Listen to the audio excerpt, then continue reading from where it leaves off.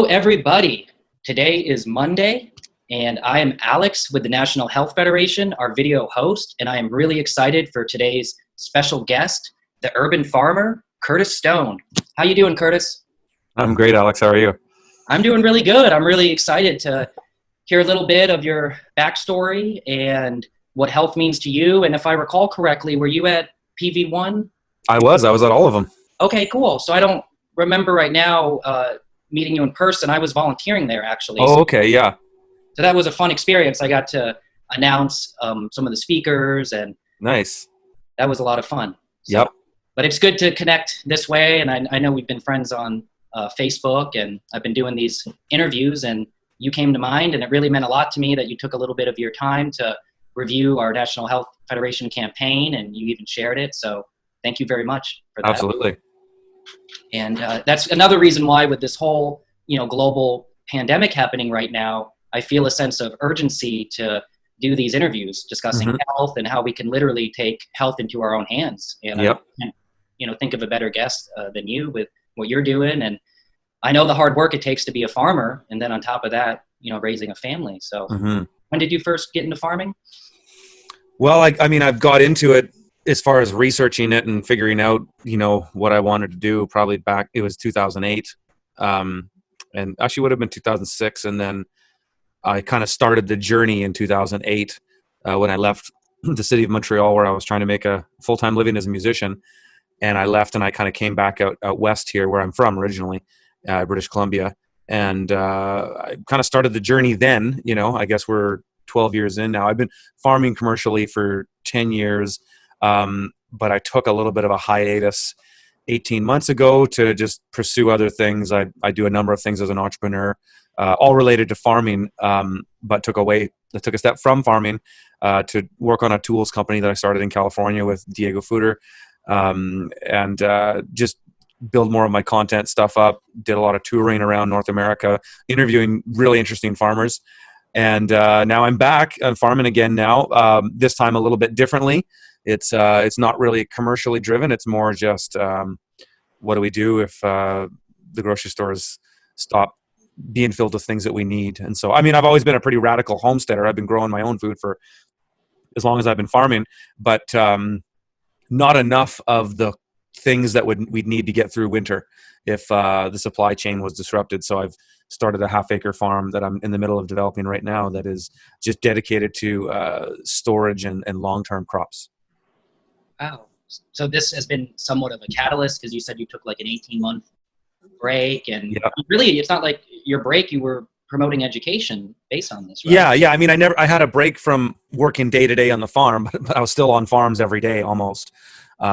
So yeah, just a break from managing my own farm, and but now I'm doing it. It's a lot different. I mean, I technically am not running my farm the way I used to. The entity still exists, but I'm not selling microgreens and salad greens to restaurants. I'm growing storage crops for some sort of a close network of family and friends that have kind of come together and decided that we want to take our food in very seriously going into winter, assuming that, and hopefully I'm wrong, but assuming that there is no food available to buy anywhere.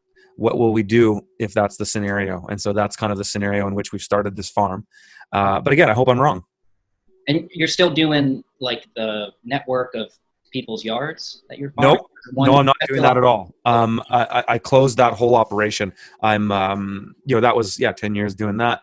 I was in the middle of buying a big property. I've been wanting to develop my own homestead for years. It's been my dream since I started. Finally have the resources to do it. I was in the middle of buying a property to develop and do the whole permaculture off-grid homestead, the dream, which I still want to do. But when this stuff started to hit the fan, I basically said, let's not make a big purchase and big move right now. Let's work with the resources we have available. So I've got a lease on an old friend of mine's farm, and just, farming a half acre there with some friends. Wow. That's really inspiring, Curtis. I'm going to really do all I can to help this interview and video go viral, because that's right on. I mean, all we need is somebody like you in every town. People need to do it. I mean, well, you need more than me, because, I can't, my goal is not to feed everybody. That's not my goal, because that's just not possible. If the conventional system has any significant supply chain disruptions, the local surplus will disappear in seconds, right? Because what's local food in any economy? It's a decimal of a percentage of the total production. So if all of a sudden people can't buy potatoes and onions and squash and vegetables at the grocery store, well, they're going to, and they never go to the farmer's market, they're going to go to the farmer's market. They're going to go and buy whatever's available at any price. And if you have 99.75 of the market vying for 0.25 of the market, that 0.25 disappears very quickly. So, I can't grow food for everybody. That's not my intention. I'm not even planning to sell produce from my farm, though I'm sure I will. But our plan is to take care of ourselves, and that's it, essentially. It goes hopefully I can be an inspiration as I share the experience. I put in all of this up on my membership site, FromTheField.tv, the whole process of 0 to 1, basically building this farm to having a production. And that's like a Netflix, right? But for it's a membership site I created. Basically, I've been a YouTuber for a number of years. I think since late 2013. And I'm just getting tired of the censorship. I'm getting tired of the BS algorithm where you need to create clickbait titles and thumbnails and make videos super short form to get views. Because ultimately I want views, not only to make a living as a content creator, but I want people to see the information and get inspired. And I just got tired of chasing that carrot stick in YouTube, so I decided to create my own platform. And it was very timely. I did it over a year ago. It would have been 2019 January. I launched it. Best business decision I ever made, but it's also cultivated a really amazing community centered around food production and more inventive ways to do regenerative and sustainable agriculture. So it's a club for sure, but it's I would rather mobilize the converted than preach to the converted or go out to the masses. I'd rather mobilize people that already are kind of sold, give them the information they need to be more effective, because I think more leaders will be more effective than trying to mobilize the masses. Well, that's a great point. For some reason, I'm thinking right now of some of my experience with like campaigns, in the past, maybe the Sierra Club, and the idea of trying to target community leaders and being able to influence a community leader, because then they influence their whole neighborhood per se, and then there's that whole effect of even trying to build up, rapport with, strangers, and just how that takes time. But if we can directly build rapport and influence community leaders, then it becomes a lot more efficient to affect change. It also is just more rewarding. I've been doing this stuff for quite a while, and there's elements of anything that is a grind, and there certainly is a element of the grind to creating content. And sometimes you just feel like you're trying to teach people that are super ungrateful and entitled.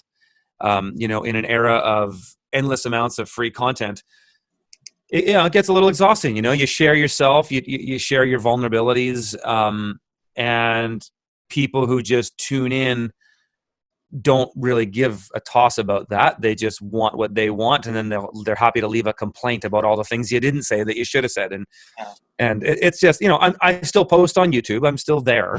I just put 90% of my efforts into my own platform, and I'm glad I did, because as a result of this whole plandemic, I call it, we're seeing so much censorship that it's just like, why would I invest too much of my livelihood and energy into that? Well, I can feel your frustration, and I don't want to digress here, but I want to provide a little bit of hope that there's a possibility that this censorship is being monitored. Like when I say monitored, possibly agencies, let's say like the NSA, to somewhat keep track. If you picking up what I'm putting down. Oh yeah. What I mean? So just to feel, what I mean, like a little empowerment, and that due to the nature of that would probably be very, classified, and it wouldn't be happening, because then certain people wouldn't be censoring, So there's been some interesting examples, and for those watching, all I can say right now is please do a little research. Look into who the CEO of YouTube is. Look into her family. I'll even drop some breadcrumbs. It has to do with like genetic testing and this idea of profiling us, having files on people, if not just what our YouTube searches are, but then actually like our genetic information as well, for people that do things like the ancestry. And this particular company is called 23andMe. And those owner of that company, her sister's CEO of that's right, of YouTube. But even I feel the same way about the pandemic. It's just kind of we don't want to be scaring people away with, the Yeah. tinfoil hat and that whole situation. And I rather just really highlight just how commendable your actions are and what you're doing, and this idea of just really valuing food, and more importantly, the peace of mind that comes from food security, plus Yes. the fact that, like, what permaculture has really helped me understand is how important it is to not just know our farmers, but to actually have some type of connection with them, to actually get to know them. And that's when we take our level of food mindfulness to a different level. And in my own way, I'm not sure if you know this, Curtis, but when I went to PV1, I was living in Kauai at the time. Right now I'm in Florida, but I actually worked for almost 2 years part-time for what was called Kauai Fresh Farms. And it was a great experience. I'll just share a little bit about it. I primarily did that because in Kauai and Hawaii in general, most of the small farms, the family farms, compared to the big giants out there, the biotech industry, the family farms get by exploiting labor, for lack of better words. They know that there's like an almost infinite pool of labor or people that want to come to Hawaii and have never really experienced farm life. So they really pump up their profiles, and make it seem like it's much better than it really is. And then people come out and there's a high, turnover, but basically people are working like, 20, 25 hours a week for free, but in exchange for what comes down to tent accommodations and like an outdoor, kitchen. So I've actually never had to woof before. I had my own arrangements set up, and I actually worked for Kauai Fresh Farms because I made connections through University of Hawaii at Kauai Community College. After the same year of PV1, I decided to do an education program called Go Farm Hawaii. It was their inaugural year, and it was so successful, it's been happening every year since. So I think they're on their 6th Go Farm now. And it's not just Kauai, it's all the states. But anyways, it's funding through the Department of Labor in the US to provide a more farmer workforce. And so through those connections, I realized that one of our biggest philanthropists at the time, Bill Porter, he actually was the inventor of E-Trade, and he made a lot of contributions to the finance industry, but even the military. He invented like night vision goggles. But anyways, he made his fortune in E-Trade, and he gave back to the island of Kauai by allowing us to have the Kauai Fresh Farms. And I'm saying this because most of the farms don't do proper bookkeeping. So I actually wanted to learn, that side of farming. And I'm like, well, the only way I can do this is actually working for like a philanthropist that is a billionaire. And it's not just about his financial statements. He's doing it for, the community. And so we were legit. We had state-of-the-art greenhouses and growing tomatoes, cucumbers, salad greens, and our farm manager is from Micronesia, so I really got to learn a lot about that culture and all of that. So anyways, we also had an organic orchard, and on the same land is where the Kauai Food Forest is. So you may have heard of the Kauai Food Forest. There's a few videos about it, but it was all serendipity for me because when I relocated to Kauai in 2012, I just had this dream about permaculture. I'd gotten my PDC earlier that year and doing all this research about permaculture, and had a mentor named Jim Kovaleski. You may have heard of him, I'm not sure, but he's like a legend around here. And anyways, he was really my first permaculture mentor in 2011, got my PDC. I go to Kauai, and then I find out that the community there had been planning this food forest for about maybe 5 years, and that they were ready to implement it. So I got to actually see almost a 3-acre plot converted from one of our most invasive grasses, guinea grass, into this amazing living library and food forest, and to actually be a steward for it. And a few times I helped with some budgeting and fundraising, and so that whole side of it as well. And I can't express enough how grateful I am for the Kauai Food Forest because of all the propagation material, and then different friends visiting and giving them tours, and I could go on and on. But basically that happened because there was a philanthropist that allowed like a free lease of the land, and it just was the same land where Kauai Fresh Farms were. So I'm sorry to cut into some time, but I just wanted to share a little bit of that because I can relate to the hard work of farming, and then even how sometimes it's exhausting. And I don't got to tell you this, but it's like they're black holes. It's as soon as you think you may be caught up with a bunch of your work, there's all this other work to do, and that's how it's a little disheartening. But when you're motivated by a bigger vision, like your food security and providing food, for your family, I mean, that's the next level right there. So Well, it might be, and we'll see. I mean, for me, it was just, a part of it for me too was actually that I can't travel to make content as I have been for the last 2 years. I've been on a plane or driving around the U.S. and Canada extensively. I put 40,000 kilometers, 25,000 miles on my car last year, just traveling around 40 different U.S. states, making little mini documentaries on farmers. I can't do that right now. I had plans to do all of these. I had 2 big trips planned. I was going to do a big cross Canada trip as far as PEI and back, interviewing growers, all kinds. And then same with the US. My plan was to go basically from British Columbia, almost as far as Florida, back through Texas, back up through Utah and back home, visiting farmers again. That would have been my content for the year, basically. And so that obviously changed with what's going on right now. So I kind of had a bunch of reasons to start this farm, more than just starting the farm to take care of my immediate family and close friends, but also create content out of it in the hopes that people could take this experience and learn right now with what I'm doing, and they can take my 10 years experience on my own farm plus the hundreds of farms I visited over the last 10 years, and get something from it. And like I said, I can't feed my even immediate community, but I can teach the world how to grow their own food and how to do it on a larger scale. Because that's the thing that people aren't really thinking about right now. Like, yes, garden centers are selling out like crazy. I just had Global News, one of the Canadian broadcasters here, interviewed me about gardening, and because everybody's talking about it, everybody's gardening. There you go. They come to you, even though when the time's ready, you will be. Yep. And I'm there to show people, but it's. But people are not. This is one thing I had to tell this guy. It's like, yeah, people think going, for you it's different in Florida, but for up here in Canada, I mean, winters are harsh, and you can have a really nice garden for 6 months of the year, 8 months of the year if you know what you're doing, but you need food for the fall. And if this whole thing plays out as long as it looks like it's going to play out, we could be in some deep trouble in the colder climates of the world come October and November. So basically my assumption is that, and again, I hope I'm wrong, but my assumption is going forward, there is nothing in the stores come October and November. That's my assumption. And so I'm doing everything I can right now to make that be the most survivable thing that I can do. We've, of course, I've been a prepper for a long time. We've always had a surplus of food and do things like that. And I would encourage people to do those things right now as well.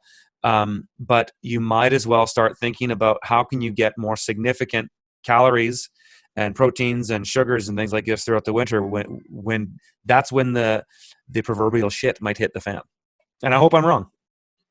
I hope you're wrong as well, but I believe what you're doing is one of the most valuable skills that we can have. I equate it to, let's say, self-defense or martial arts. It's like, of course you don't want to have to use it, but if need be, you know what to do to not just defend yourself, but your loved ones around you. So with what you're doing, like we both agree, we don't want this to happen, but if anything, you're helping to inspire others to develop a skill that we could even say is innate, like inside of us. It's kind of in our DNA, and it's just been a little artificial. And we probably don't have time right now, but I can tell you really, understand economics, talking about the global economics, the supply chain, local economics, and this idea of how important it is to know our local supply chain and to bring it together, because sometimes some farmers are really good at growing food and working the land, but they're not good at the numbers, and they're not good at, even sometimes dealing with people, because you do have that reality. I mean, I know you're not trying to bring your stuff to market, and I'm sure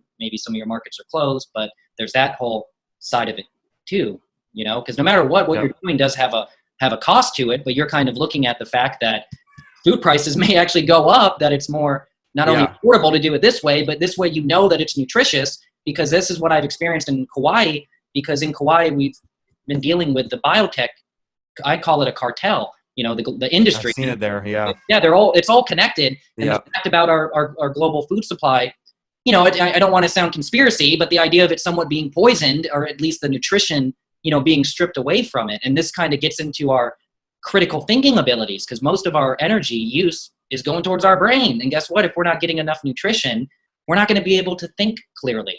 And this gets into all of that. Oh, yeah. Yeah, I mean, the way I see it is, people, I'm hoping that people use this time. A lot of people are locked down. I'm not locked down. I'm living my life as I choose to live my life, because there's no legal there's no legal ramifications, as you and I both know, to any of this. It's all BS. It's all smoke and mirrors. It's the media just spinning everything. But a lot of people are, and a lot of people are feeling some of the pain points, and I'm hoping that people have this time to reflect on how serious it is to take responsibility for your own existence. And you need to stop thinking that the government's going to bail you out, or people are going to help you. You need to, and hopefully they do, but it's hope for the best, plan for the worst.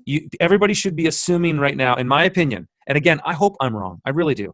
But everybody should be assuming that we are going to go into an absolute collapse, and we're going to see the complete disintegration of our globalist system. And in a way, I hope that that's what happens, because I don't like globalism. You and I are kind of on the same page with that, I'm sure. And I hope we see a reemergence of a localism.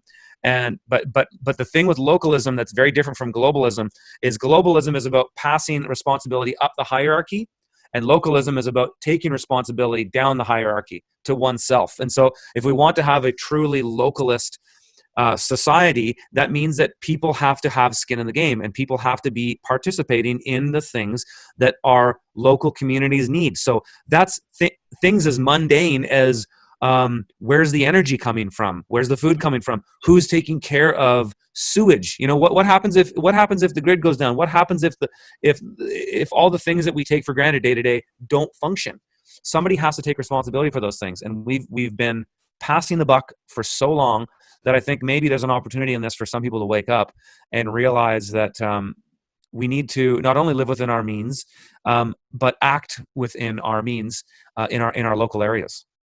I think you're right, and there's a way we can see how this lockdown per se, even though you and I, a lot of others, people watching this, our audience at large, I'm sure they all value, liberty, and they're not letting this, fear affect them too much. But what I'm saying is, in psychology, we're creatures of habit. So it takes like a shock like this to somewhat start like rewiring our brains, because one way I simplify it, my approach is we either have like a fixed mindset or a growth mindset. And one of the challenges with inspiring people to this localism is that they're like a fixed mindset. I mean, you mentioned this earlier, why I mentioned global economics is because like in Hawaii, about 90% of the food's imported. So it's so vulnerable to the supply chain, especially with the tourism industry driving the economy out there. And, I've worked with, millionaire clients, and some of them are just kind of like, hey, I can afford my resources, and then they kind of view it as they've built up this whole persona around a certain lifestyle. And then the issue with our psychology is that whenever we're learning something new or developing the skill, at first we might feel a little silly or stupid, and we stop ourselves from being too critical instead of understanding what the learning curve is and doing our best to find somebody like you that's providing the knowledge and the actual like how to, in video format to accelerate that learning curve. So that's the way I'm kind of seeing this, that it takes this type of social distancing and stuff to inspire some people to get like some, new cerebral architecture, I guess, for lack of better words, kind of, to get the brain firing in different ways. It's kind of like because we just do our routines because we got to do it, man, because our subconscious is really calling the shots somewhat. So anyways, I think it's really inspiring to get into the localism. And on my own volition, I've dealt with this. In 2018, I was part of what's called the St. Pete Eco Village, where we had the only urban farm in the city of St. Pete. I don't know if have you heard? Where is that? Florida? St. Pete's it's like the Tampa Bay region. Oh, St. Petersburg. Oh, yeah. Okay, right. Yes. Isn't that what it's called, St. Petersburg, or is it actually St. Pete? St. Petersburg. It gets into the guy who named it was from Russia, and he created the first like railroad in our area. Right. And there's like a whole thing, how he got to be the one to name the city. But anyways, flash forward to now, St. Pete, prides itself in being like one of the sunniest cities, and not just Florida, but like, the United States. So it's all about like, environmental friendly, but the mayor there has actually allowed like maybe like up to 30 million gallons of sewage to be discharged into Tampa Bay and even our aquifers. So like, I don't want to digress, but the reason why I'm saying this is just because when I was at the St. Pete Eco Village,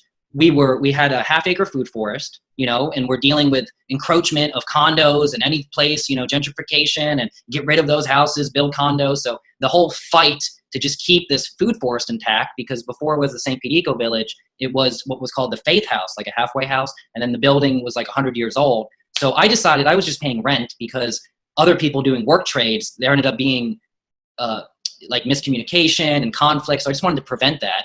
And so I was paying rent, and I just wanted to learn and build connections. So we went to a few like city hearings to try to like basically ask the local government for permission to do what's called community assembly, to do like farm to table. And then how we were told, it's illegal to sell food to restaurants.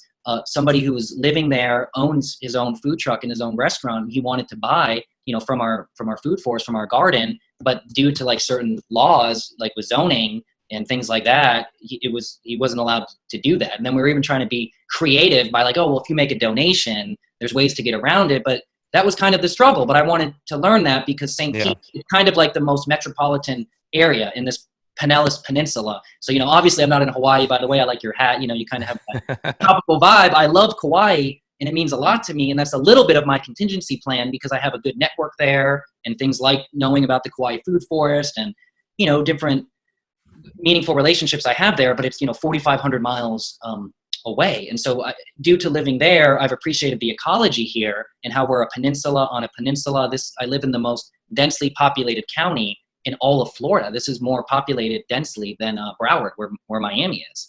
And so my whole point in kind of doing that, I'm trying to be concise here, is just explaining the struggle of like how we were growing food in the city. But when I first was there, we had, I think, like 50 chickens. But then we had, businesses nearby complaining because, the livestock making noise. And then we learned the difference of how even though we were like a community garden, the city classified us a farm because they consider chickens, livestock. So anyways, I'm not ridiculous. Yeah. All this kind of bullshit. I'm so sorry. I don't know if I can swear on this. Okay.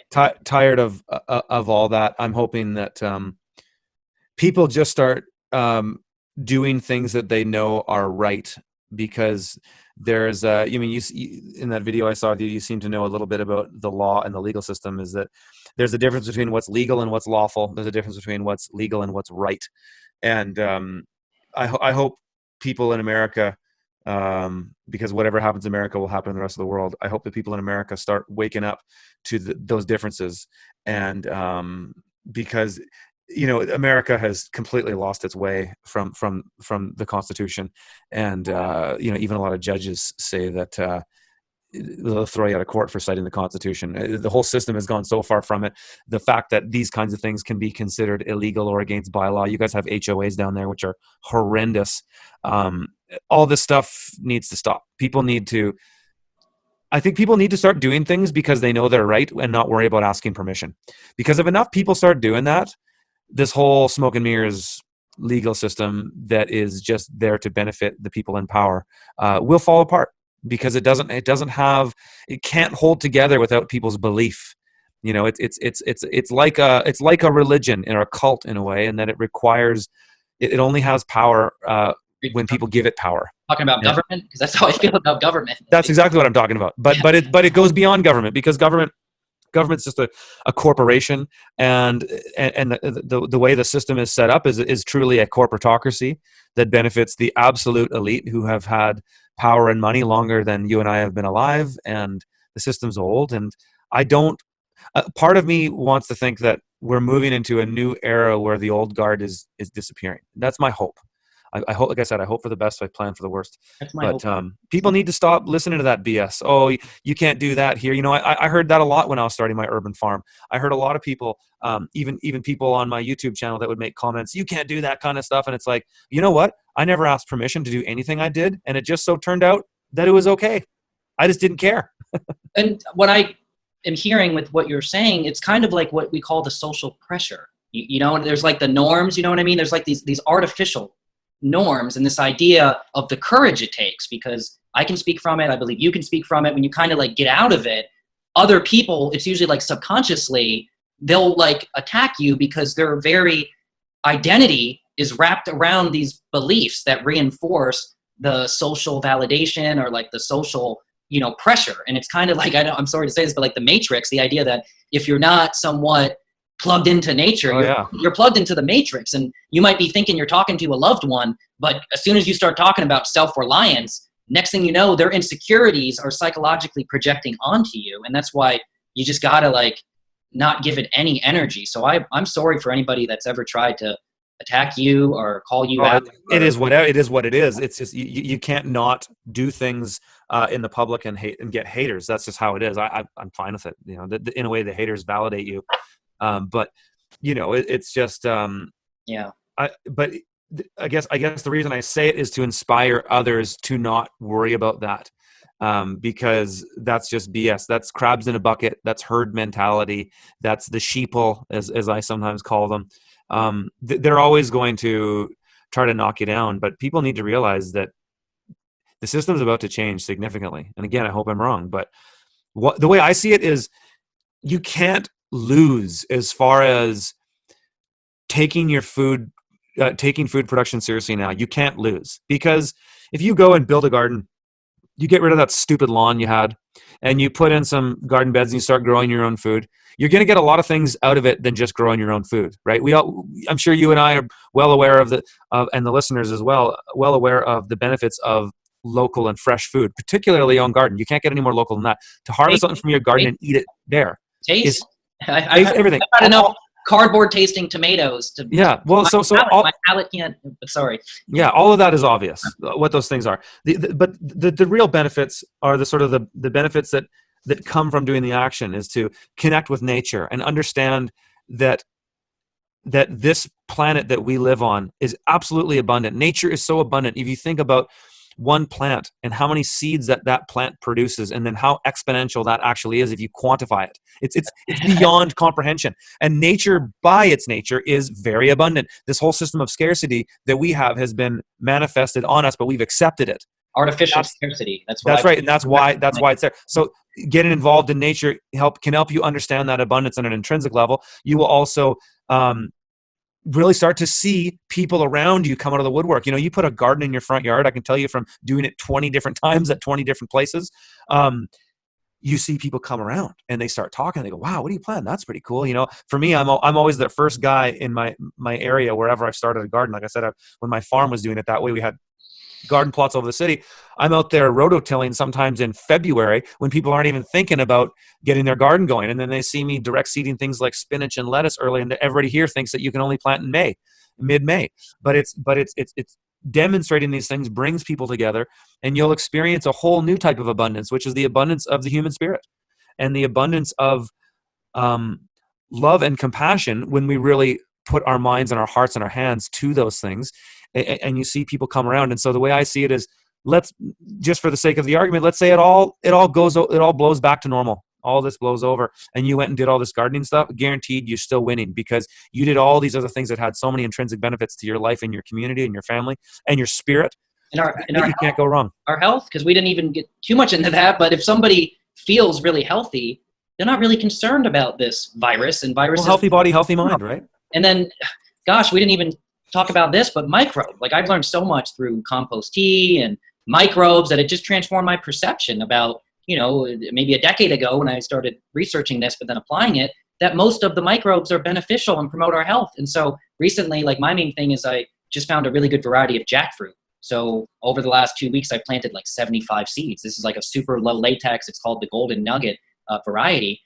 And, it's just when I'm making my soil mix, I'm feeling all this love and compassion, and I'm trying to, like, it's a weird thing to talk about, but I know there's microbes that are feeling the energy and the vibes, and that they're coming off my skin and like communicating with the microbes in the soil, or at least that's what the perception and the energy that I'm trying to imbue into the gardening that I'm doing. And it means a lot to me. And I would like to also say, you've inspired me. I'm going to find some cassava cuttings ASAP, because I've grown cassava here in Florida before, and I just remember how I was influencing people. I was living with a friend at the time. He's on the water. I did a whole arrangement with him, made a little food forest garden, and we'd have parties and things like that. Next thing you know, people are like interested in the garden. And then I explained that, like, hey, this cassava is growing a lot, and it blew my mind. People don't know about cassava. And I just explained how it's like, I think the world's second most consumed starch or carbohydrate. And so I explained that, like, yeah, I mean, it's easy to grow here, and all you need is a cutting, and it's a bulletproof like plant. And that, guess what?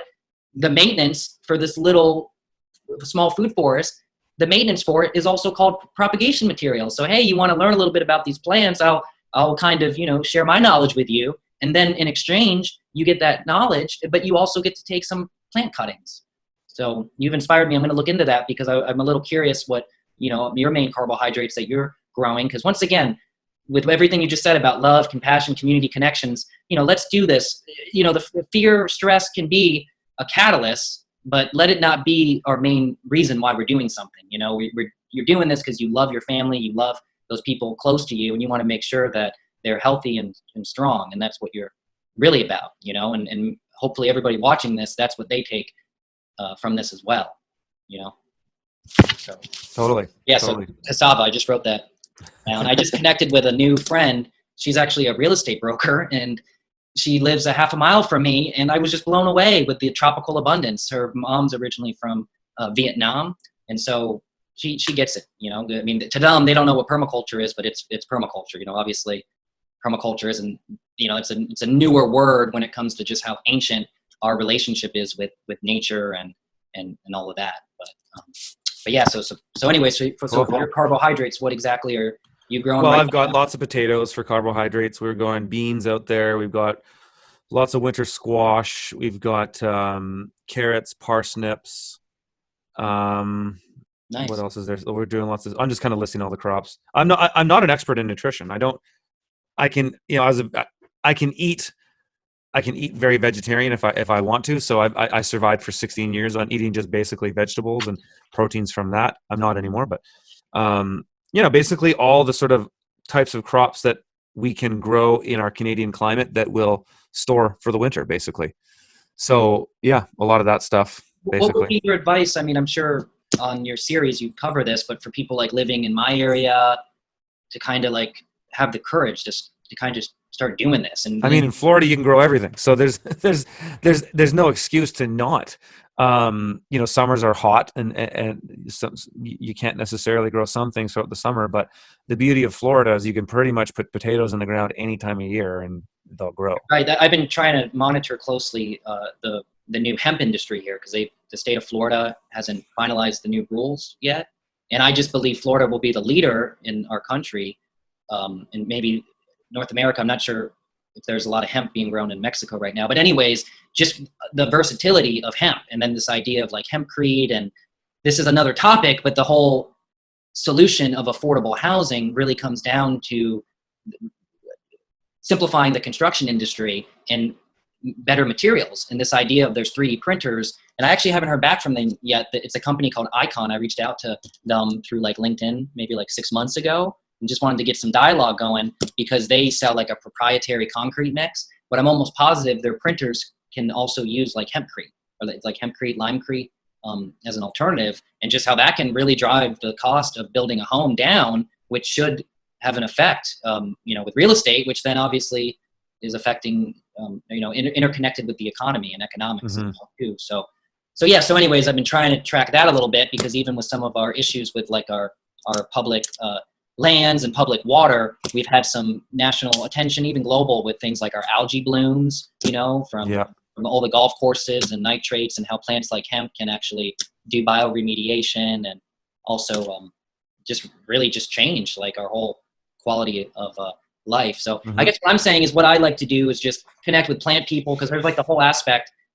What I started doing with permaculture 10 years ago is just finding people a lot smarter than me into plants, and then just like learning and going on walks with them. And there's kind of that whole knowledge of just trying to like absorb all the knowledge of plants. And for permaculturists, it's like we can walk around, identify plants like they're corporate logos. And there's kind of, that's what we really need to see our civilization value, instead of it being all this branding and marketing. Yeah, it's a corporate system, right? Yeah, to have it plants. Yeah. To somehow for people to be able to be like, oh yeah, cassava and carbohydrates and this and that. And so yeah, do you have your own like commercial kitchen kind of like on site where not on site? No, we're not getting that ambitious with this project. We have access to one. I'm pretty connected in the food scene here, so I Cool. have access to commercial kitchens if I need. I actually have one just a block from my house. It's a friend of mine. So our plan is to do a bunch of processing there in the fall as a group of farmers involved with this. But yeah, no, this farm is super lean. I mean, the whole idea was to basically show people a bare bones way of growing a ton of food. And if I was going to do another commercial operation again, I probably would spend a lot more money up front to make it that way. But this isn't driven by money, it's driven by necessity. So we're doing it on a pretty shoestring budget to see. We have a budget of $25,000 Canadian. I don't even think we'll spend all of that to get everything that we need. So having said that, I also have a lot of the tools already. I didn't sell all of my farm equipment when I stopped farming a year and a half ago. I kept all the important stuff. So I'm kind of going in with a lot and just going to have to buy the infrastructure for the farm, the irrigation, greenhouses, and things like that. Have you seen any of the models? I think it's almost like retrofitted in a shipping container. The idea of like everything you need to do like a acre farm. I've seen that stuff. I find that stuff kind of kitschy, to be honest. It seems like every entrepreneur today wants to make some kind of like thing in a box, that is scalable. And so they go and chase down a bunch of investment money, and then they virtue signal about how this thing can save the world. I've seen that thing you're talking about specifically, and I've seen dozens of other things like it. I find it's just like, yeah, okay, whatever. I mean, I looked at the price tag of some of those things and thought to myself, I could do that for a tenth of the money. Well, I guess to simplify it, I'm talking about co-ops, kind of like tool co-ops, or I've been partnering with the Hawaii Farmers Union, the idea of just farmers talking, like, sharing resources. This is what it comes to. And that's important. Absolutely. And those things come once you get into the community. I know a lot of people want, I think it's kind of ingrained in our nature now, is that people want it fast. They want it yesterday, and they want everything super downloadable. With a lot of the stuff, there isn't easy answers. You need to just get involved and get working, and then people find you, and then that's you build community that way. At least in my experience, the best community comes from just doing the work and people seeing that you're a man of your word and you work hard, and then that builds that social equity in the community, and then that's where those networks come from. And I have that. We don't need to have these official things, but if I need a certain tractor movement, I can find it. I can. But you got to get involved to find those things. So for our viewers, it's just the encouragement that just start.